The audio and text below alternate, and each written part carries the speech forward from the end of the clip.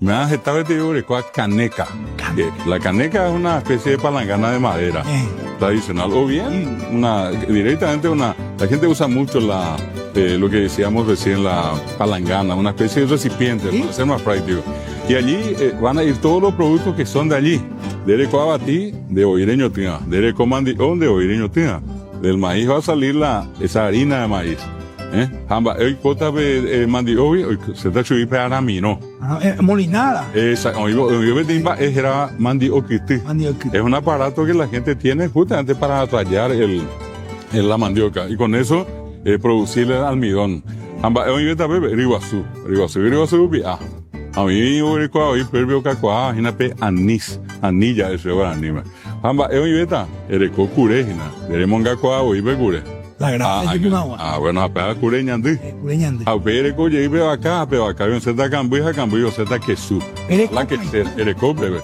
Entonces, esa tarea consiste en eso, más un poco de sal y la gente prepara la masa. Esa costumbre de poner bajo el sol primero. Todo eso viene. Eso me parece maravilloso. De tradiciones. La audiencia de repente. Y la gente repite y que nadie estudió en los libros. Imagínate. No es que Salim o yo o quien sea, está un poco libre, vamos a ver cómo se dice. Pero página 1, acá hay que conseguir huevos. Mira un poco lo que estamos viendo. Ya, pero esa es PCT. Amba, ya esa es Salim. Pea sopa paraguay. La Paco Apire. Paco Apire, Catuete y Paco Apire, Ariño Buguapiano. Sí. Esa tradición de preparar los cipá con distintas formas, el cipá argolla, el cipá yacaré.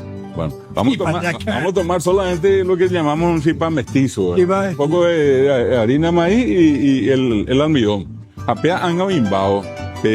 Antes asayembo de mí, tenían asayer y de mí, hoy más beta tacuaja cupona. Ahora bebé. Hoy antes de asayer, la 1, las 2.